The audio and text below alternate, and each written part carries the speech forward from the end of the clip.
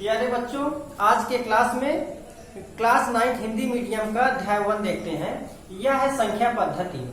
संख्या पद्धति क्या है यह, और इसमें कौन कौन सी संख्या आती है, संख्या कितनी प्रकार की होती है, उनका परिभाषा क्या होता है, और एग्जाम्पल सहित हम उनको देखते हैं। संख्या पद्धति, जिसे हम इंग्लिश में नंबर सिस्टम कहते हैं, इसके पहले हम इंग्लिश मीडियम वाले बच्चों का जो है वीडियो डाल चुके हैं। आज हम हिंदी मीडियम में इसी चैप्टर को देखते हैं। फर्स्ट चैप्टर नंबर सिस्टम, अध्याय 1 संख्या पद्धति। सबसे पहले संख्या पद्धति में सबसे पहले हम देखते हैं प्राकृतिक संख्याएं क्या होती हैं। पहला है प्राकृतिक संख्याएं क्या होती हैं। प्राकृतिक संख्याएं, देखिए प्राकृतिक संख्याएं ये है, जिसे हम इंग्लिश में नेचुरल नंबर्स भी कहते हैं। नेचुरल नंबर्स हम जो है, देखिए जो हमारी काउंटिंग होती है, जो संख्या होती है, वो हमारी जो गिनती होती है, वो 1 2 3 4 5 6 1 2 3 4 5 6, ये हमारी यही प्राकृतिक संख्याएं कहलाती हैं। ऐसा कह सकते हैं जिन संख्याओं की सहायता से हम गिनती का काम लेते हैं, उन्हीं को हम क्या कहते हैं, प्राकृतिक संख्याएं कहते हैं। और देखिए ये प्राकृतिक संख्या को हम कैपिटल एन से दर्शाते हैं। कैपिटल एन जो है 1 2 ऐसे लिख सकते हैं, 1 2 3 4 5 डॉट डॉट डॉट, ये अनंत तक जाता है। जो हमारी ऐसी संख्या जिनकी सहायता से हम गिनती का काम करते हैं, गिनती का काम लेते हैं, या ऐसे कह सकते हैं जो हमारी गिनती होती है, जो हमारे काउंटिंग नंबर्स होते हैं, उनको हम प्राकृतिक संख्याएं कहते हैं। और प्राकृतिक संख्या को यन, कैपिटल यन से दर्शाते हैं।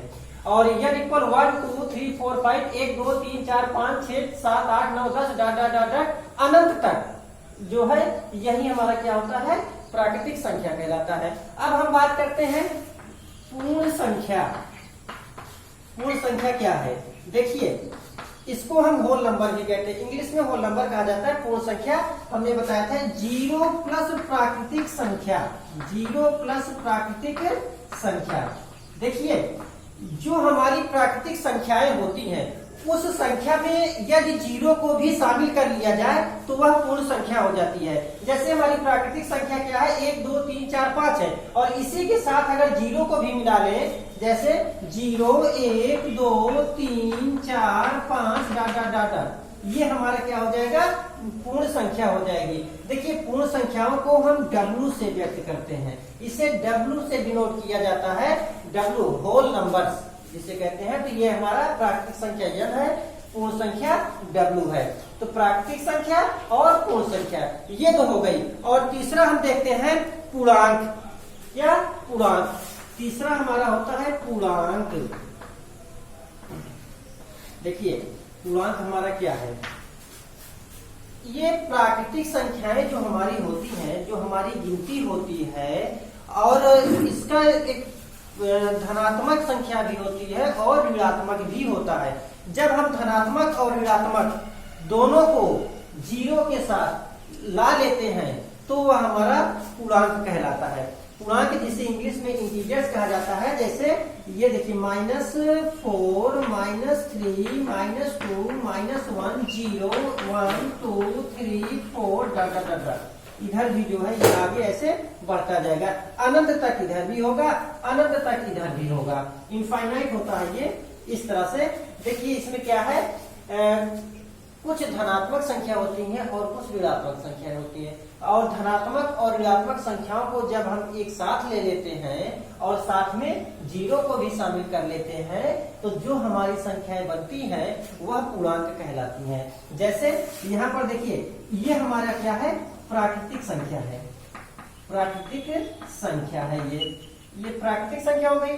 और उसके बाद ये हमारा क्या है, ऋणात्मक प्राकृतिक। ये देखिए धनात्मक प्राकृतिक संख्या है, और ये क्या है, ऋणात्मक प्राकृतिक संख्या। जिसमें प्लस लगे होंगे वो धनात्मक प्राकृतिक संख्या कहलाएगी या धनात्मक गिनती कहलाएगी, और जिसमें ऋण लगा होगा वह ऋणात्मक प्राकृतिक संख्या, या ऐसे कह सकते हैं कि वह ऋणात्मक गिनती कहलाएगी। और ऋणात्मक गिनती को तो इसे हम क्या कह सकते हैं, ऋणात्मक संख्या या गिनती और उसके बाद प्राकृतिक संख्या है। ये ऋणात्मक संख्या या गिनती और यह प्राकृतिक संख्या है। और इसी प्राकृतिक संख्या को मैंने अभी क्या बताया, प्राकृतिक संख्या को जब जीरो के साथ ले लेंगे, प्राकृतिक संख्या को जब जीरो के साथ लेंगे तो ये हमारा क्या बन जाएगा, पूर्ण संख्या बन जाएगा।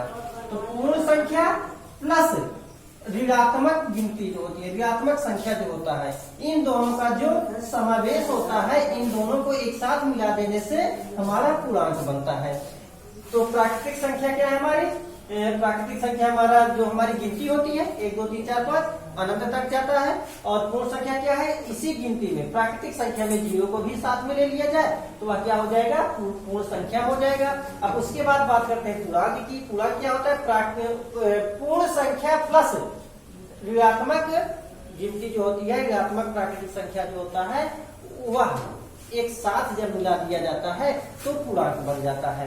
तो ये था प्राकृतिक संख्या, पूर्ण संख्या और पूर्णांक। उसके बाद हम देखते हैं परिमेय संख्या। क्या परिमेय संख्या,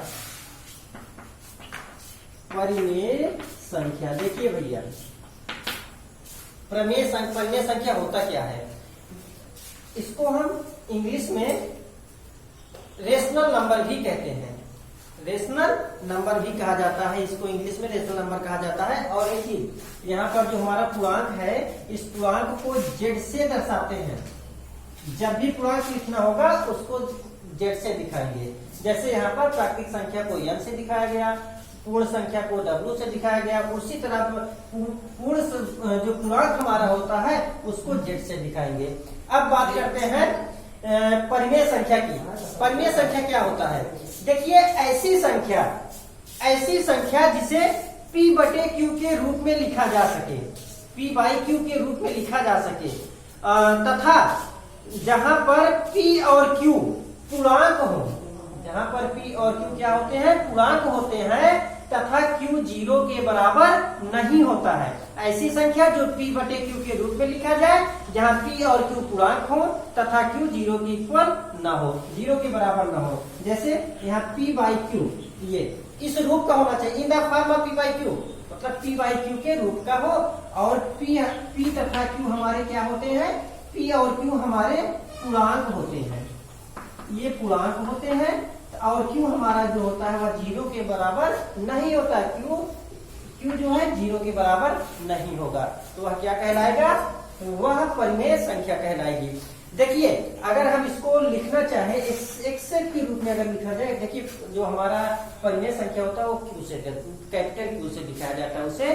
अगर हम इसको सेट के रूप में लिखें तो ये ऐसे लिखा जाएगा, P by Q such that, P by Q such that P comma Q belongs to, P comma Q belongs to integer मतलब Z, और Q is not equal to 0। यही इसका डिफिनेशन है, यही इसकी परिभाषा है। P बाई Q के रूप में लिखा जाए, जहां P और Q हमारे पूर्णांक होते हैं, ये बिलोंग्स टू कहा जाता है। ये सिंबल हमारा जो है ये बिलोंग्स टू, कहने का मतलब P और Q Z के सदस्य हैं, उसके एलिमेंट्स हैं। तो P बाई Q के रूप में लिखा जाए, जहां P और Q पूर्णांक है और Q जीरो के बराबर नहीं है, यही हमारा परिमेय संख्या कहलाती है। तो ये हमारे क्या थे, प्राकृतिक संख्या, पूर्ण संख्या, पूर्णांक और परिमेय संख्या। अब इसकी आगे देखते हैं, P बटे Q के रूप में लिखा गया है, और ये 4/5 है। यहाँ पर देखिए P और Q के रूप में लिखा गया है, और Q हमारा जो है जीरो के बराबर नहीं है, तो यह हमारा, और 4 और 5 क्या है, यह पूर्णांक है। इसी तरह -3/2 जो दिया गया है, ये -3 और 2 भी P बटे Q के रूप का है, तथा -3 और 2 क्या है, पूर्णांक है।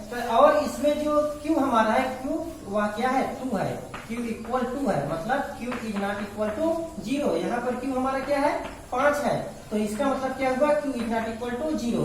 तो यह 4/5 और 3/2 ये हमारे क्या कहलाएंगे, परिमेय संख्या कहलाएंगी। और उसके बाद देखिए थोड़ा सा अंतर देखते हैं, एक भिन्न हमारा होता है। भिन्न और परिमेय संख्या में क्या अंतर होता है, जो भिन्न होता है वह भी इसी रूप का ही होता है, पी बाई क्यू के रूप में लिखते हैं, ये ऊपर अंश होता है नीचे हर होता है। वही चीज यहाँ पर भी है, परिमेय संख्या भी पी बाई क्यू के रूप का ही है। अब इसको अगर हम देखें तो अंश और हर दोनों में सिर्फ एक ही अंतर है, वो ये है कि जो हमारा भिन्न होता है उसमें जो पी और क्यू होता है या अंश और हर होता है वह प्राकृतिक संख्या होती है। वह क्या होती है? प्राकृतिक संख्या होती है। और उसके बाद दोनों में केवल एक ही अंतर है, जो हमारा भिन्न होता है उसके अंश और हर की प्राकृतिक संख्या होती है, और जो हमारी परिमेय संख्या होता है उसमें पी और क्यू जो होता है वह हमारे पूर्णांक होते हैं। केवल इतना ही अंतर है। जैसे यहाँ पर 4/5 और -3/2 है, अगर इन दोनों को देखें तो ये जो हमारा 4/5 है यह भिन्न है, यह हमारा भिन्न है, लेकिन ऋण 3/2 यह भिन्न नहीं है। और ये जो जितनी भी हमारी प्राकृतिक संख्याएं होती हैं उनसे जो भी धनात्मक प्राकृतिक संख्या जो होती है उनसे जो भी पी बाई क्यू के रूप का बनेगा वह हमारा भिन्न और परिमेय संख्या दोनों हो सकता है। मतलब जितनी भी भिन्न होते हैं, सारे भिन्न जो भी भिन्न होंगे वह परिमेय संख्या हो सकती है, लेकिन सभी परिमेय संख्या भिन्न नहीं हो सकती।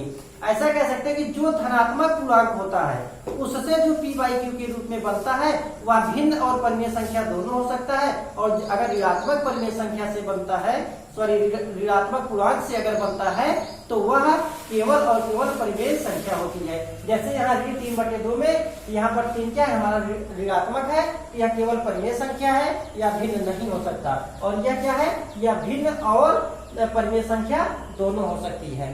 तो इस अभी तक हमने जो देखा उसमें से जो है प्रश्न बन सकता है, कुछ प्रश्न बन सकते हैं कि सबसे छोटी प्राकृतिक संख्या क्या है। तो सबसे छोटी प्राकृतिक संख्या की अगर बात करें तो हमने बताया था प्राकृतिक संख्या हमारा 1 2 3 4 5 6 डॉट अपरिमित होती है ये। तो यहाँ पर क्या कहाँ शुरू हुआ है? 1 से शुरू हुआ है, तो सबसे छोटी प्राकृतिक संख्या 1 होगी। और अगर किसी भी प्राकृतिक संख्या में एक जोड़ दे तो उसके आगे की एक प्राकृतिक संख्या मिल जाती है, मतलब अगली प्राकृतिक संख्या हमें प्राप्त होती है। और उसके बाद इसी तरह कहा जाए कि सबसे बड़ी प्राकृतिक संख्या क्या है? तो सबसे बड़ी प्राकृतिक संख्या जो है हमारा असंभव है, हम उसको प्राप्त नहीं कर सकते, क्योंकि जब भी हम किसी भी प्राकृतिक संख्या में एक जोड़ेंगे तो अगली प्राकृतिक संख्या हमें प्राप्त हो जाएगी। उसके बाद सबसे छोटा पूर्ण संख्या क्या होता है? तो भैया सबसे छोटा पूर्ण संख्या 0 होता है, क्योंकि वह 0 1 2 3 4 से शुरू होता है। 0 से इसकी शुरुआत होती है, सबसे छोटी पूर्ण संख्या 0 होती है। और उसके बाद जो है हमारे जितनी भी प्राकृतिक संख्याएं होती हैं वो सभी पूर्ण संख्याएं हो सकती हैं, लेकिन सभी पूर्ण संख्याएं प्राकृतिक संख्या नहीं हो सकती। जैसे यहाँ पर देख लेते हैं, यहाँ प्राकृतिक संख्या 1 से शुरू हुआ है और पूर्ण संख्या क्या शुरू हुआ है? 0 से शुरू हुआ है, तो सभी प्राकृतिक संख्याएं पूर्ण संख्या में आएगी, क्योंकि यहाँ पर 1 2 3 4 5 6 7 8 9 10 आगे बढ़ता जाएगा। इसी तरह यहाँ भी 1 से शुरू हुआ है, इसमें 0 क्या हो गया है? अतिरिक्त है। यह 0 जो है प्राकृतिक संख्या में नहीं मिलेगा, इसीलिए कहा जाता है सभी प्राकृतिक संख्याएं पूर्ण संख्या हो सकती हैं, लेकिन सभी पूर्ण संख्याएं प्राकृतिक संख्या नहीं हो सकती हैं। तो इस तरह से जो है आज की वीडियो में इतना ही देखते हैं। इसके आगे जो है जो नेक्स्ट वीडियो होगा उसमें हम लेसन 1 के एक्सरसाइज 1.1 को देखेंगे।